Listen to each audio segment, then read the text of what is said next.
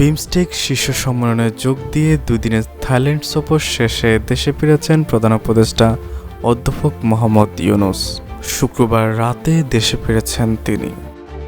প্রধান উপদেষ্টার উপপ্রেস সচিব আব্দুল কালাম আজাদ মজুমদার ভাষ্যকে জানান, প্রধান উপদেষ্টা এবং তার সফর সঙ্গীদের বহনকারী বিমান বাংলাদেশ এয়ারলাইন্সের ফ্লাইট রাত 10টা 5 মিনিটে হজরত শাহজালাল আন্তর্জাতিক বিমানবন্দরে অবতরণ করেন।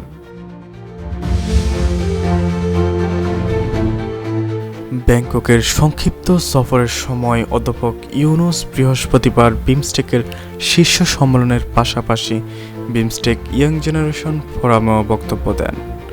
তিনি শুক্রবার বিমস্টেক শীর্ষ সম্মেলনের ভাষণ দিয়ে সদস্য দেশগুলোকে পারস্পরিক স্বার্থ এবং ভাগাভাগি করে লাভবান হওয়ার জন্য একসঙ্গে কাজ করার আহ্বান জানান। প্রধান উপদেষ্টা শুক্রবার থাইল্যান্ডের প্রধানমন্ত্রী ফেতাংত্রান সিনাওয়াত্রার কাছ থেকে আগামী 2 বছরের জন্য বিমস্টেকের সভাপতিত্ব গ্রহণ করেন। এর আগে প্রধান উপদেষ্টা এবং ভারতের প্রধানমন্ত্রী নরেন্দ্র মোদী বিমস্টেকের শীর্ষ সম্মেলনের ফাঁকে দ্বিপাক্ষিক বৈঠক করেন। সুপ্রিয় দর্শক শ্রোতাবৃন্দ, আপনারা শুনতে পাচ্ছেন ডেইলি নিউজ 20।